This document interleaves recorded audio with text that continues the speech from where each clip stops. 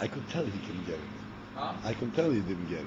Now, but I also told you that I didn't get it. Which means now we're more than halfway to solving the problem. That's right. I have to think about when it's made click, I wouldn't have to put myself up there. Much as you rush, you want to do everything perfectly. You want to prepare yourself properly. Be ready with your mind and heart.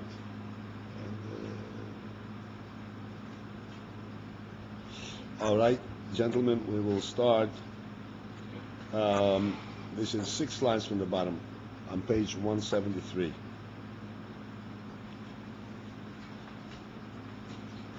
So we just passed the most important comment of Shir. What? We just passed the most important comment Yeah, of Shir. Lachana.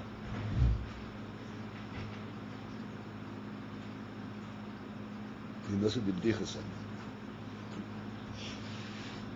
You have, everybody has the page. And we also have 174, right? So hopefully we'll turn the page today.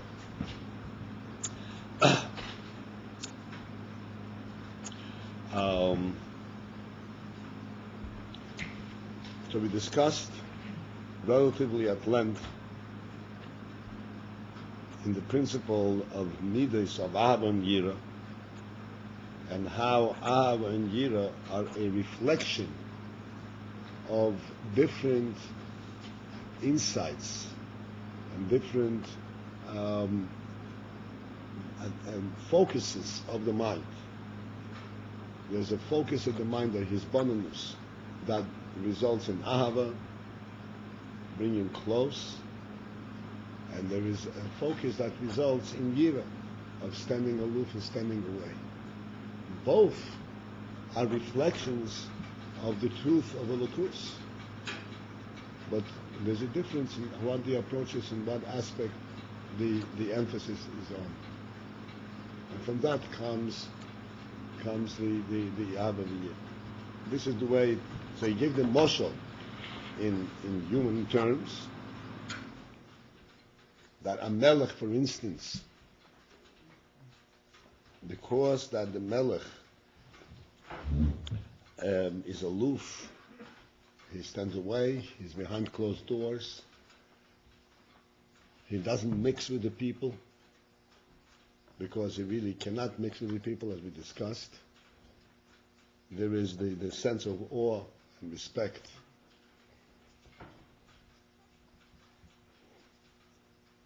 Then there is a different expression of someone coming down and assisting and bestowing kindness and love that elicits the response also in coming close and wanting to know and to relate to this person up close.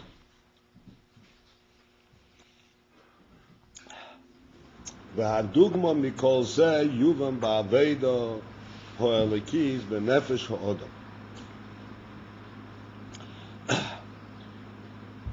The reflection of all of this discussion, we will understand how this applies in Aveda Ha'elokis, in Aveda to Elokus, to Hashem, the Nefesh Ha'odam, in the human soul.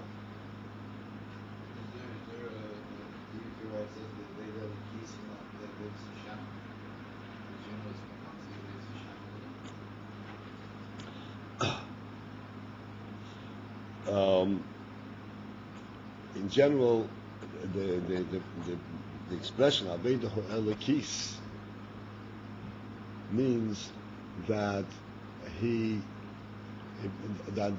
Elokus is something that permeates his being, not something that he knows from a distance. To do a mitzvah is Avedas Hashem. To do Avedas HaTfilah is Aveda Elokis. Because this is an Aveda where one tries his heart, mind and heart open, and to be absorbed and to actually be personally imbued with a godly sense. And this is why it is always coupled with the term benefesh ha'odom.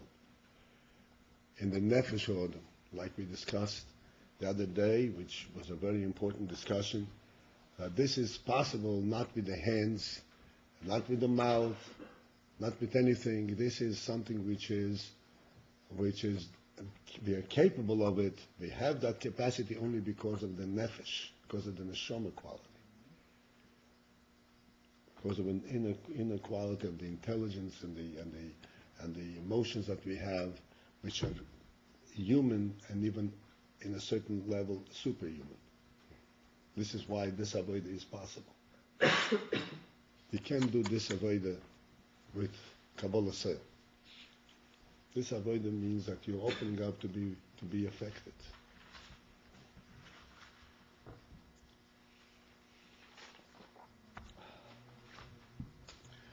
Be'inyan, in relation to bitul hanshomes le'elakus, when the neshomes have a sense of bitul to elakus, be'omdom lefonov bitfila, when they stand in front of him, in front of Hashem, bitfila, in tefillah.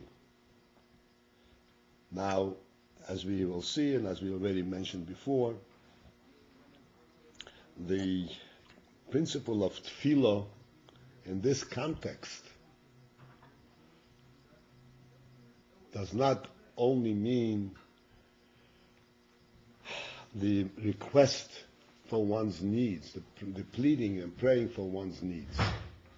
The word tefillah, in a deeper and broader sense, is related to the term toifel. Toifel means to connect, to unite, like if a person, feeling, right? You put a cover on something that's solidly attached, it's called toifel. So in tefillah is the moment when one actually connects and unites and to Elokus, in Elokus.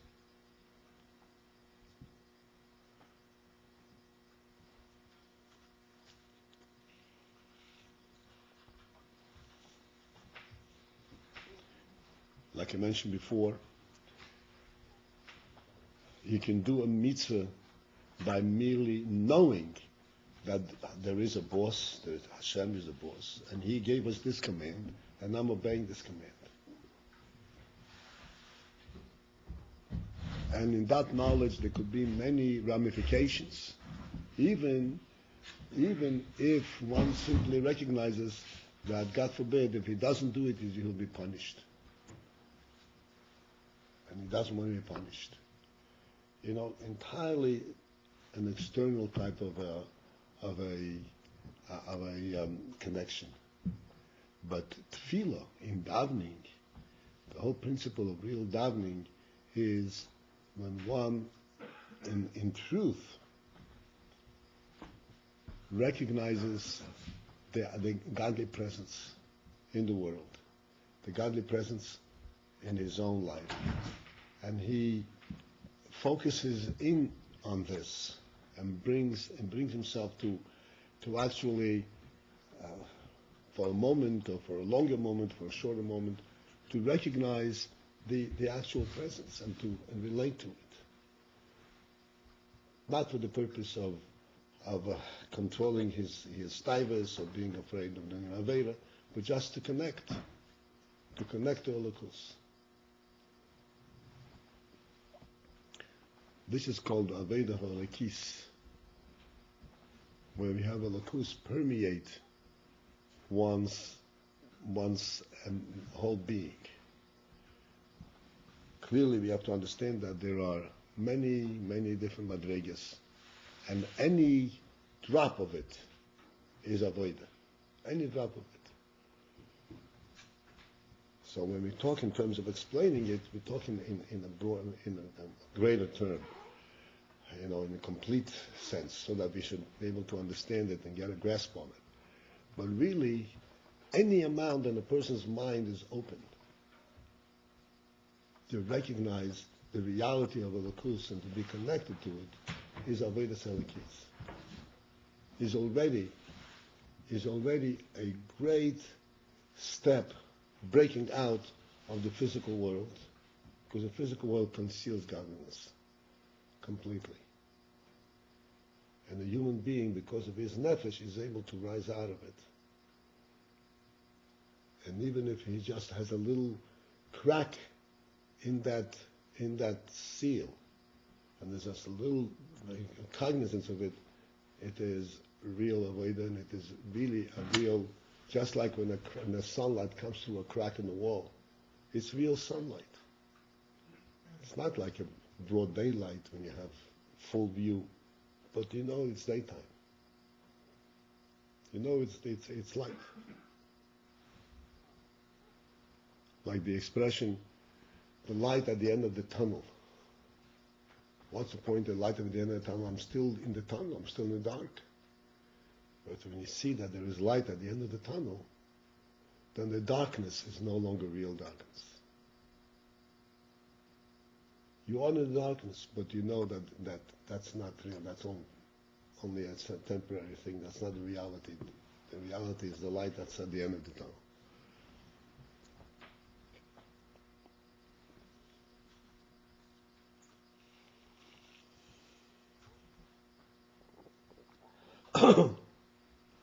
The kasher mizboine. Okay, so now he explains this the scenario that we discussed before in terms of Avodas Elokus, Avodas Hashem. Kasher mizboine beroiv chazdei havaya. That when a person focuses in and reflects in the great good, great kindness of Havaya, v'rav tuvoi imoy, and the great good that he had performed for him, he has done with him. Ve'eich shehis pashtus rav chazdei l'chol ha'olamos, and he further reflects the principle that his great goodness, his great kindness, spreads for all the worlds.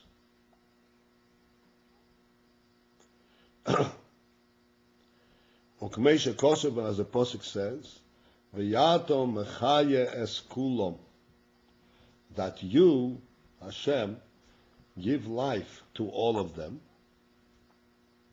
Shenimshach gilui ho'eliki, gilui oyer ho'eliki b'chol ho'elamis, that in all the worlds there is a gilui oyer ho'eliki. Okay, let me discuss this and focus in on some of this terminology over here.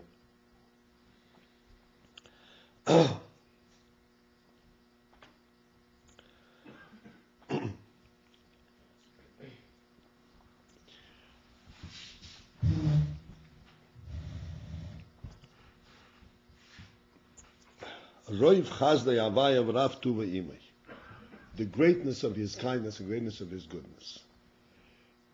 So let's focus in and try to understand what this greatness refers to. Hashem has created me. He created me, for whatever reason he decided that he wants to create me. And since that he created me, I'm talking now for each one. So he has to somehow supply my bare necessities.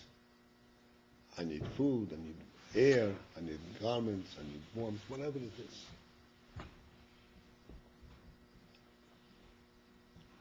In order that his creation should have a basis and a means to exist at the level that he wants it to exist, in the physical level.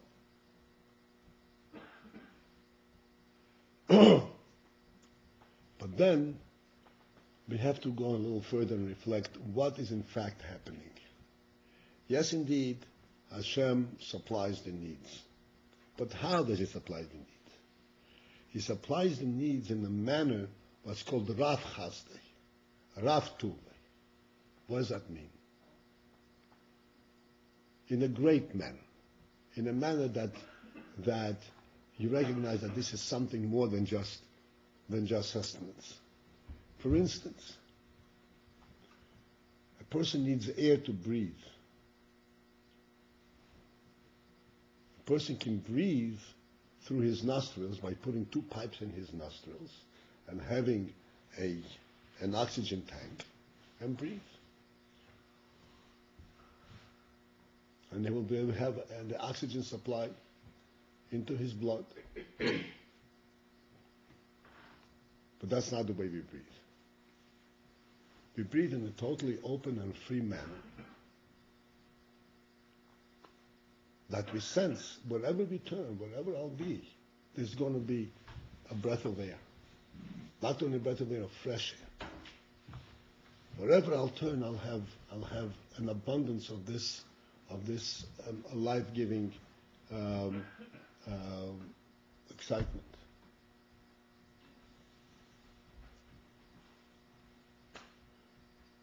Same thing with food.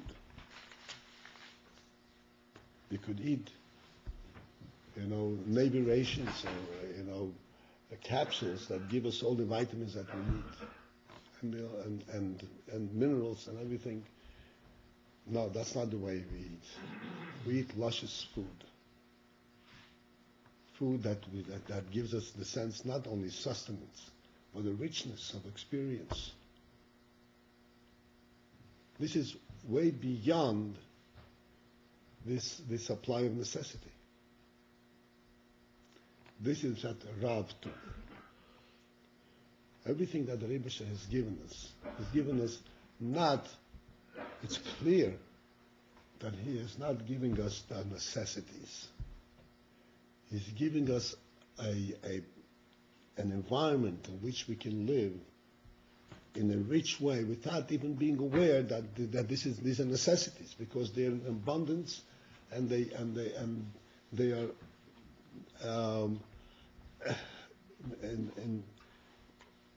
in a so to speak, in a godly abundance. In abundance, not because there is so much, but because there is unlimited.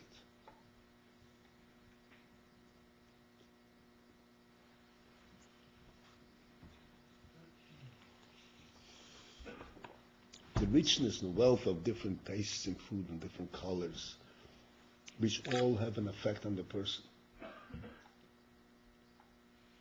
All have an instrumental in helping the person, the child, develop into a bright and a feeling and a wholesome individual. This is beyond sustenance. Isn't that a form of sustenance? It's like sustenance in a different way. Intellectual sustenance or whatever. Again, They I need want you it to in order. think. I want you to think now. Sustenance is when you recognize that this is sustenance. What is sustenance? Sustain, something that gives you what to live on, what holds you up. Sustenance, you recognize it's sustenance. In other words,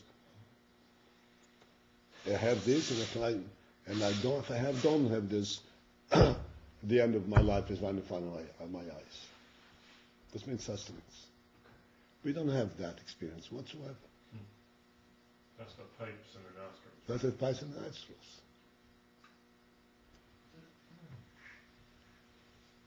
We have a sense of, as I said, abundance is not even the correct word.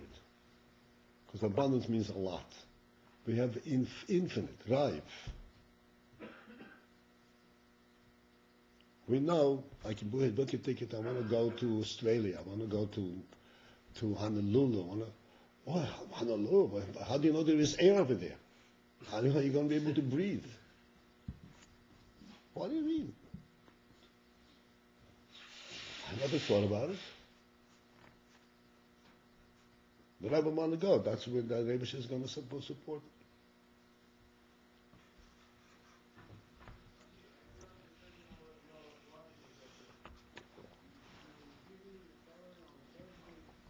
So that when when we misboinen,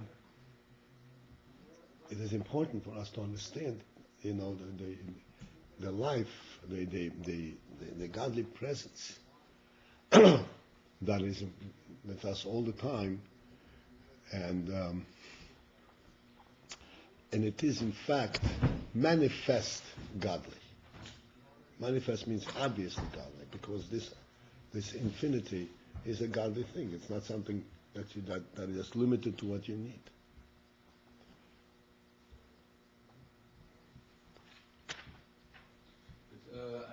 Except for the air, the kind of the image which you're painting, which describes the Rei Tuva, seems like a modern invention. Like that kind of Rei Tuva did not exist 100 years ago, or maybe even for that matter, 70 years ago. Particularly in countries like Russia, like someone living in Russia did not. I can't imagine they had the idea like, wow, there's always going to be food anywhere I want to go. It's going to be good for me. Right, because that's the truth is. The real truth is that it existed in Russia, it existed throughout the world, except that people did not disseminate it. The whole invention in America is dissemination. What is dissemination mean? The transportation, transporting it. That it makes it available in the big cities, but in the farms it was always in abundance, even in Russia.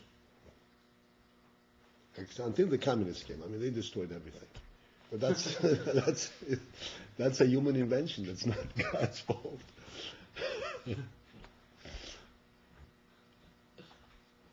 Russia was a breadbasket of the world. Russia was an exporter of food, and then they became paupers. They were exporting bombs instead of food. So, okay, but to answer your question, you're right. You could say there's a different situation. But what I'm referring to is not just that. I'm referring to the variety of food. I'm referring to the colorfulness of food. The fact that it has a taste. The fact that it has a taste. And variety of tastes. It didn't have to have a taste, right? You didn't have to have a taste. You can, as I said, you can sustain yourself on the pill. The din is that you take a pill if you don't have a taste, even if it's food. But if you don't taste, if you don't enjoy the eat, you don't make a bracha.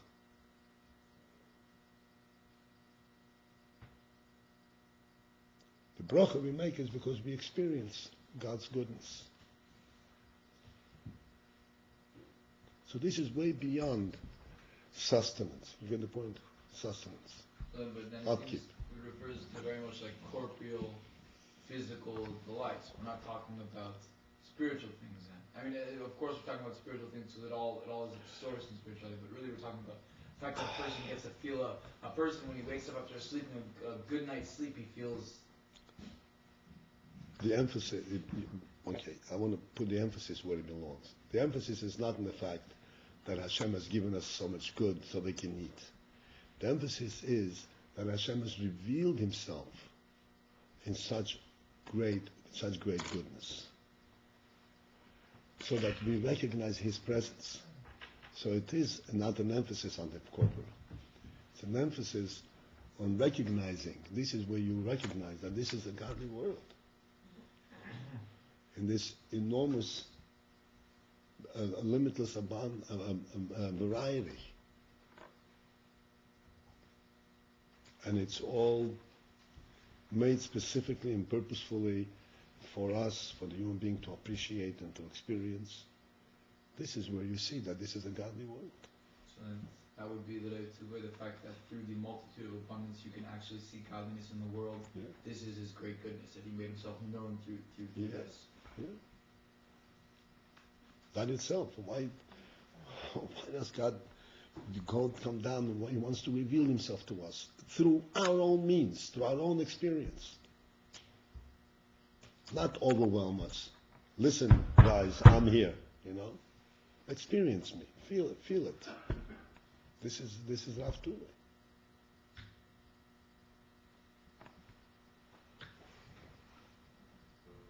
But for this, one has to stop and think. How much ever he thinks is always better than if he thinks none, if he doesn't think at all.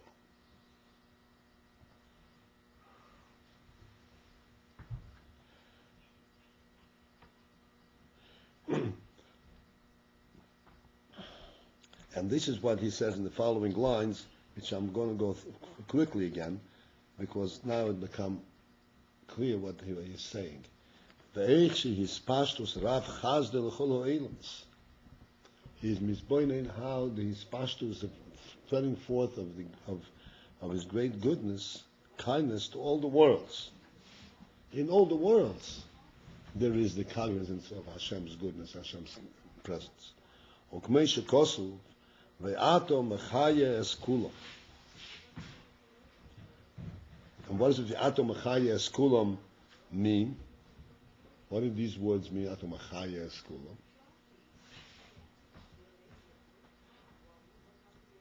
Ato mechaya es kulam means that you enliven all of them. You energize them all. In contrast to ato mahava. Mahava would mean that you create them. You make them be. Machaya is that you give them chayas, you give them enthusiasm for life. How is it?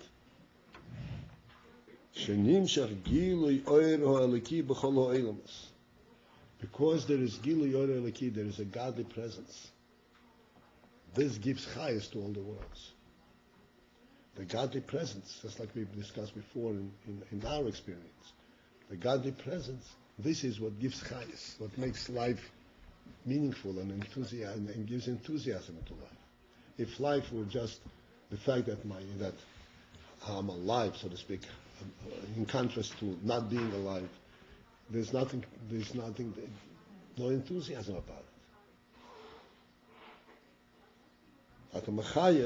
This is the Giro Eroki B'chol.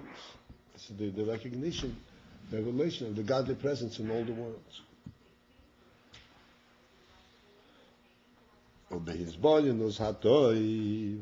In a proper reflection.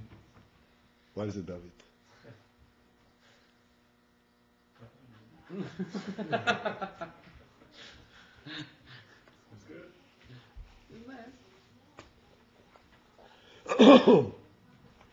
With the proper reflection and in thought, Yovin, he will come to understand how is it that in absolutely everything, every individual object in the world, there is a godly presence. Umashgiach al kol prat u prat, and that he supervises every last detail of everything that goes on. Because every last detail is representative of a godly presence. What does the word mashkiach mean here? Is he like, it's the same word hashkacha pratis, right? Hashkacha. Yeah. Does it just mean, because supervise in English just means I look at it, I watch it occur. But other forces could actually make it occur. I'm just supervising. But seemingly, this word here means more than that. He's mashkiach al kol prat u prat. Meaning it's more than supervise. How do you define that word, mashkiach? What we are interested here is the godly presence and the godly interest and the reflection of godliness in our lives and in the world. But it's mashgiach. If he is interested in everything that's going on, this is the his bonus.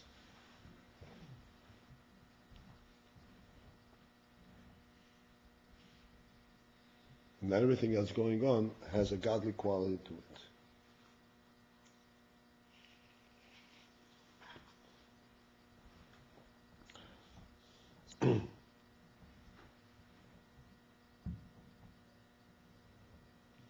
Umoirid Geshomi. And he makes rain come down.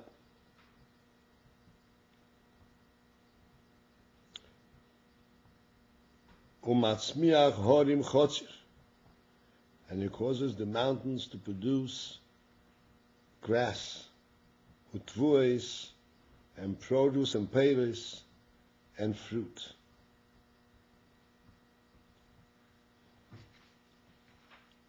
Again, this the focus on this is that this is all intended.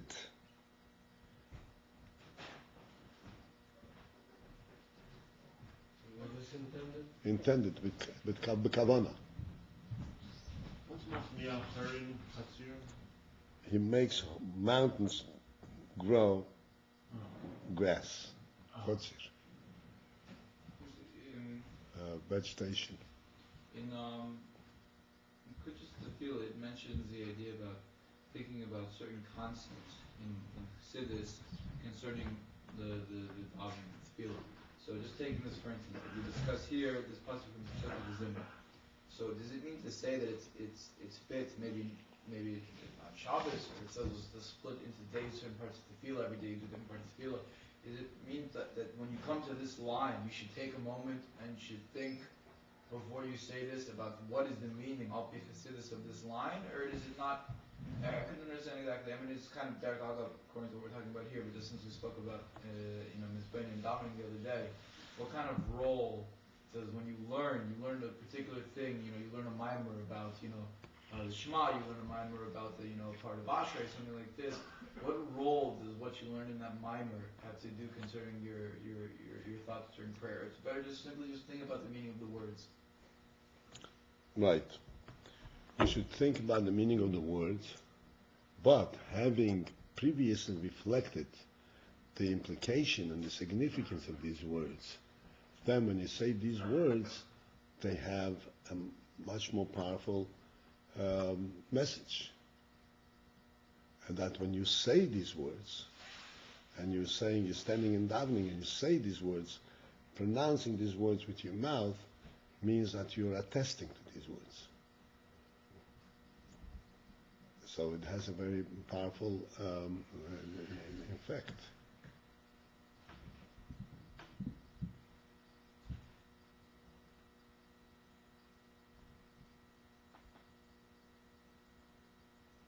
So again, just want to explain this. This always brings to mind the principle that we discussed many times in what we mean by make a bracha. Make a bracha beire pri ha'etz, and it is a literal meaning. I'm sure you all remember. I explained it. You make a bracha because it is Hashem's presence that makes it into a fruit. Otherwise, it is just a piece of the tree. But in fact, it is a fruit. A fruit meaning it's a fruit meant for our consumption, for giving life and sustenance and giving richness of life. In the bracha that we make, Beir Nefoshes,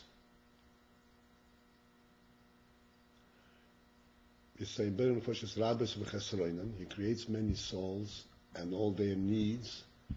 Al koil mashe baros l'hachi is b'hem nefesh kol choy. All that you've created, l'hachi is to give life to the nefesh of all living. So these two parts, the chesroinon means that they're basic needs, and l'hachi is b'hem nefesh kol choy is the dessert, the extra, the richness, the enrichment of life.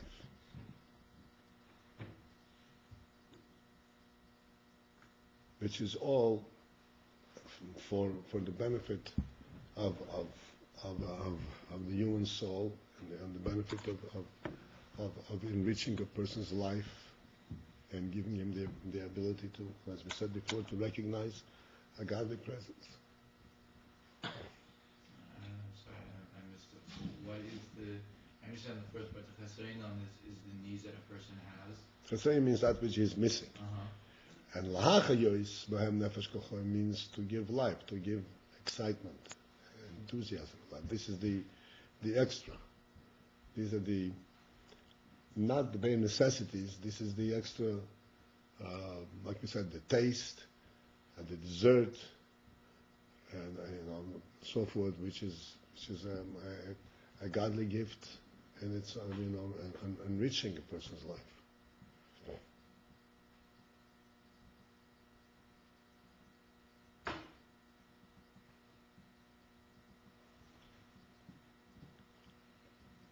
When he says,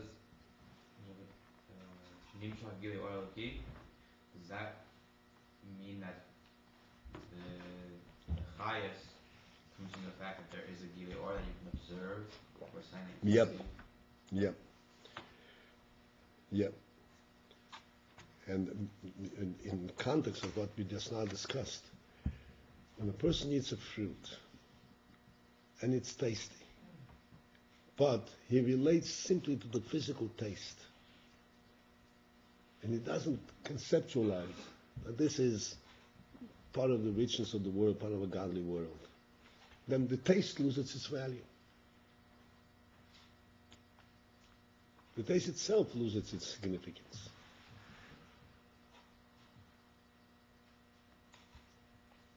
When is the taste rich? When does the taste give a message to a person? When he realizes that this is part of the great moral order Rebbe created.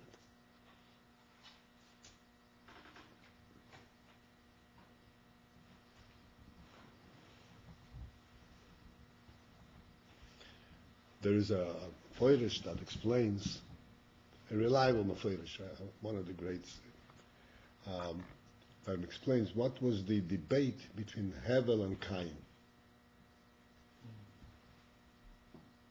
What? Yeah, we heard this somewhere recently. Maybe Well, sister, Huh? twin sister, Cain, Hevel have one twin sister and Cain two twin sisters. No, okay, what was the debate? What was their argument? it's like Gashmias and Ruchnias, right? Okay, right, something like that. Huh? Type of korban they brought, right? Right, Type of korban, one brought from the produce and one brought from the animal. yeah. The debate, he says, was that since Adam Rishon sinned, this was after the sin, since that Adam Rishon sinned, and now the world has been confined to death. Now there's going to be death. It's no longer the life, the full-fledged godly life. Therefore, there is no real worth in life, and there's no real significance in pursuing, in developing, and enriching the life. And our duties are to acknowledge our failure and to support ourselves on the bare necessities, on the minimal necessities. And this is why Cain, he engaged in producing the produce of the land, because this is a necessity for life. Hevel, he became a shepherd. In those days, shepherding was for the purpose of the wool, because there's no other use, because they were not allowed to eat animal meat. So it was for the enhancement of comfort, wool, and whatever else comes with it. So Hevel said, no, this is coming from a very simple, low-level observation, that even though there was a curse on the earth, nevertheless we still have to enrich and bring out the richness that is contained in the world. And Cain said, no, we must not pursue extras, just have to be satisfied with the bare necessity and nothing else. That life is pointless at that point? pointless. It's certainly pointless to develop anything.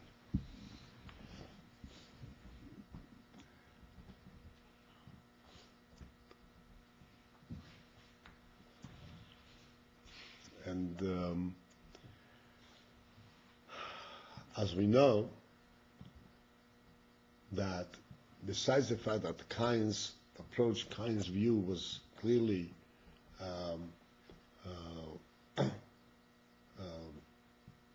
supported by Hashem, but we can also see what happened, where it leads. Hevel's lack of enthusiasm, Hevel's eliminating of any richness of life brought to the point of the first murder.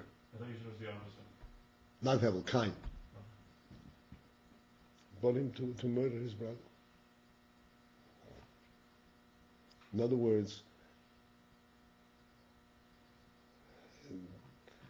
you say that you should not be interested in anything. How come you became so jealous of your brother? But you went and you killed him? He's like supposedly the more spiritual one. Supposedly, right?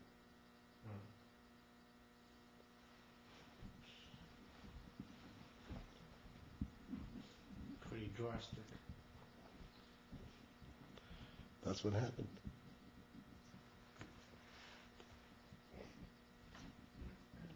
The more we develop, clearly everybody understands, I'm sure, no need to forewarn that we don't mean that one should pursue taivas. But what we mean is that one should pursue the development of one's senses. That was one's chushim, the koiches. So a person has to enrich his life, not only in terms of the necessities, but the duties. That's what Chassidus says. That duty is not enough. You have to have Abbas Hashem. You have to have Yiras Hashem. You have to have an open mind and heart. You have to be a human being in the full sense of the word. You have to be sensitive to what the human soul says.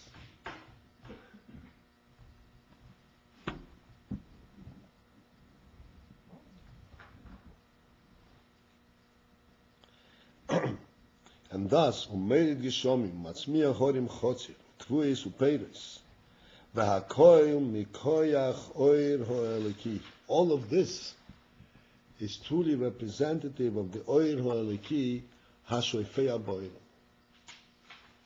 The Oir Ho'eliki that is bestowed upon the world.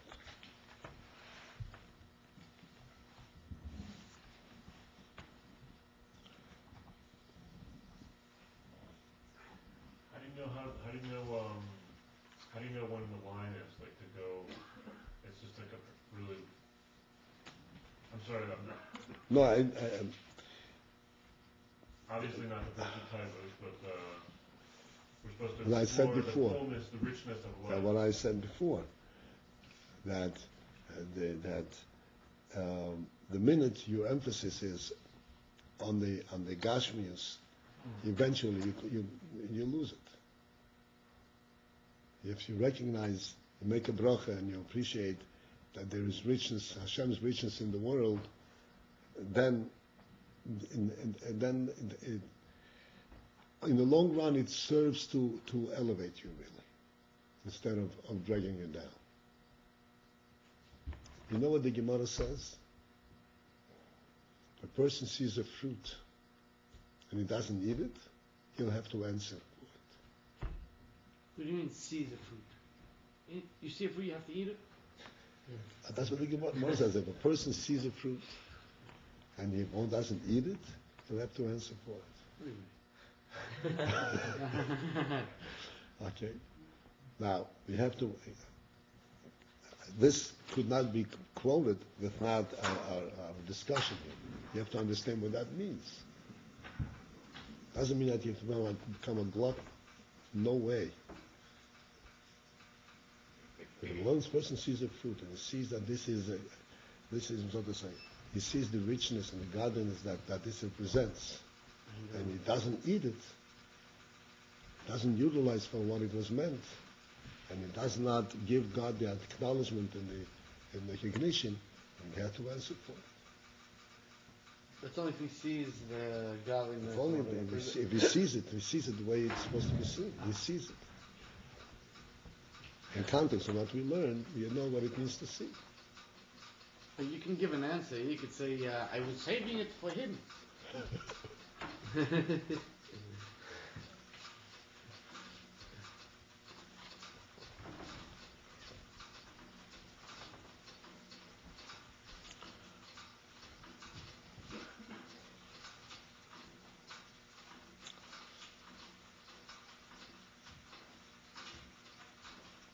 There's no question that this challenge of eating the fruit is a much easier challenge than the challenge of not eating what you're not supposed to eat, when you're not supposed to eat it.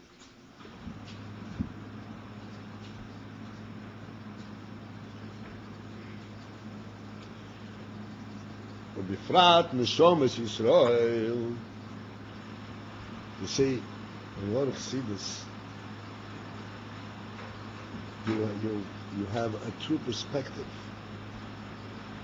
of restraint and the positive. You're not walking on a narrow plank. You have a rich world. Sometimes you have to restrain. Absolutely. When you see that you are more paying attention to the Gashmius and you're losing sense of what it's about, you have to be very careful. You don't want to go there. You don't want to go there. But when you see, and this has a richness to it, a godliness to it, a meaning to it. When you come to a chasana of a friend and you eat, you participate in chasana by eating, and this gives you a better feeling for your friend and to participate in chasana, that is a positive thing. But if you forget about your friend, the meat is good, then you know you better put it aside. You have to be a human being.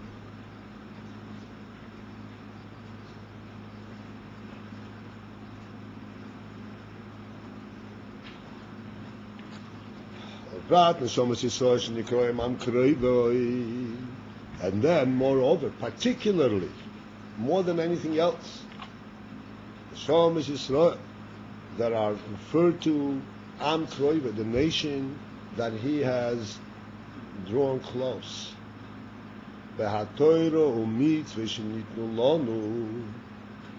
Expressed in the Torah mitzvahs that were given to us. Shezeu bechinas kiruv vegilui oir ponov yisborach. This, the Torah mitzvahs, this is an aspect of kiruv, of closeness, not only closeness in terms of care, but through gilui oir ponov, revealing of the light of his face, meaning revealing his actual presence in our lives. This is a phenomenal realization.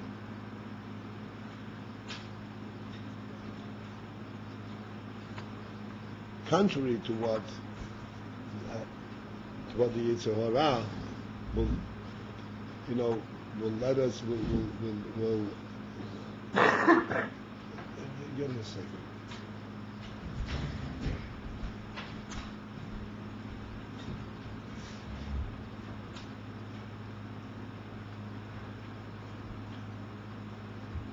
There has to be another one.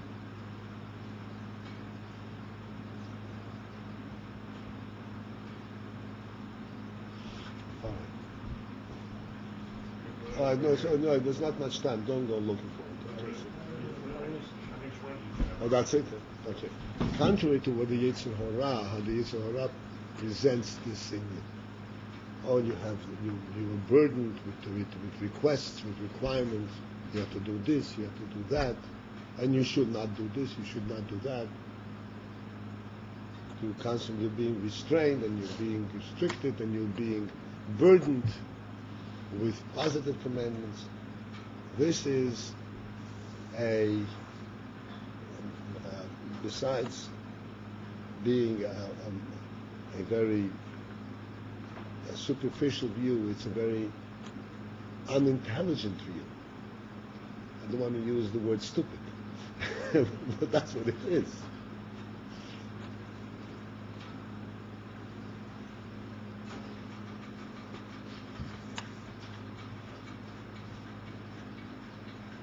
Because if we, as we saw before, we appreciate the expression of the godly presence in the world, through the world, how much more so is that expressed, is that present in the fact that Hashem actually tells you exactly what I want you to do.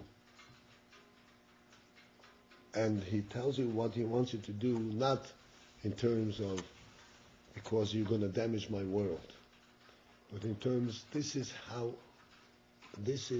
I'm going to be with you. You do this, I myself am with you.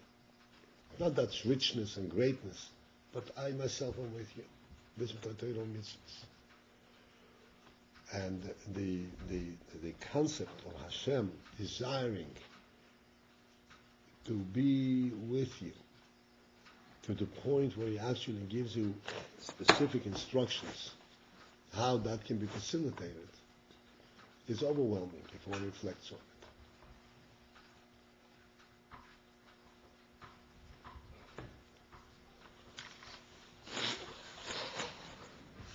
The whole mitzvah, where each mitzvah, Gilui Rotzen Ho'elyin, each mitzvah is a Gilui Rotzen Ho'elyin, is an expression, a revelation of Rotzen Ho'elyin, of the will above.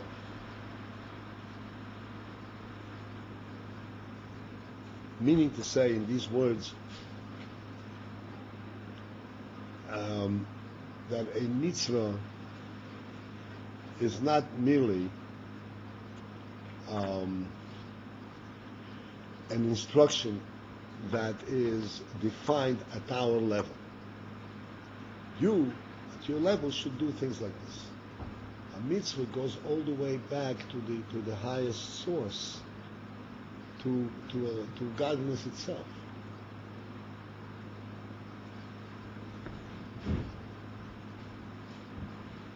And then let us discuss this very briefly to understand what that means. We spoke many times about the human quality. And we said a human being is in a category completely above anything else in the world, any animal or anything. Even in his simplest activities, eating, drinking, walking, sleeping, he's in a different category. So that a human being drinking from a cup and picking up the cup to his mouth instead of putting his face into the river and drinking from the puddle is not just, this is, so to speak, a human, this represents the proper human behavior, and this also represents the human superior's status in the world. He must not lower himself. Okay, but this only, from that perspective, it only speaks about the special quality of the human being. The human being has to safeguard, has to secure his status as a human being. But this is only human, which is worldly. In the world itself, he is the supreme being. But if we would understand that al pi din, shulchan aruch, a person before he drinks has to have the drink in his cup in order to be able to make a bracha, and he knows what he makes a bracha on. So then you realize that this phenomenon is not just human, it is godly. Because thereby, this way, Not only is a human being, but he's actually godly. He's actually representing God's will, how Hashem wants him to behave, which is infinitely higher than just being a human being.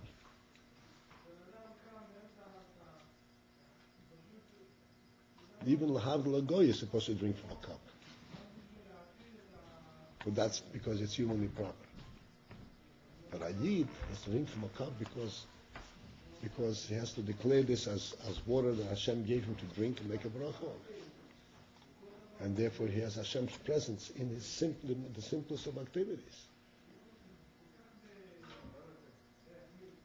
And thus, this is what Rotzen Ho'eli. This is Hashem's will. This is not merely that which describes a human being. Every mitzvah is Hashem's will. Where Hashem himself is present with the person when he does the mitzvah. And not only Hashem at the level we say this is right or wrong, this is good or bad. But Hashem's will is the highest, that goes higher than seichel.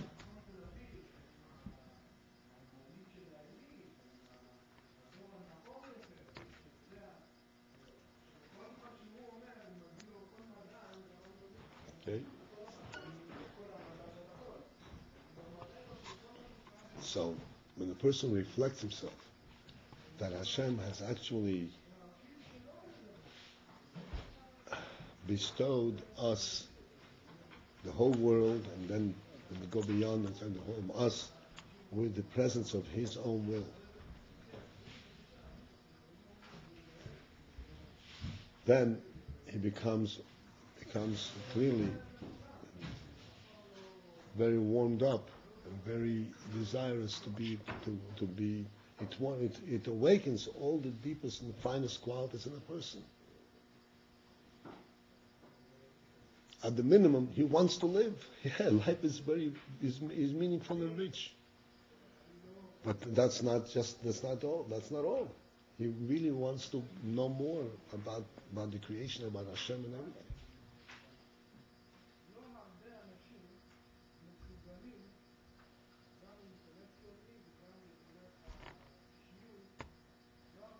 Okay, to be continued in Mitzvah. Is that time to speak there? There is no more here. Okay, so drinking Mashka, staying with Chaim, this is also a way to expand one's enjoyment of being together with people? Yep. Yeah? It's very difficult for me to drink Mashka. It makes me really sick.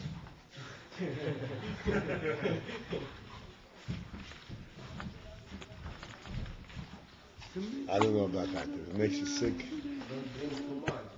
I mean, no. I don't want to tell you about it. Well, maybe I have a problem. Maybe it's a spiritual. Maybe it's a spiritual problem. Why it makes you I sick? thought of I'm not Never thought of that.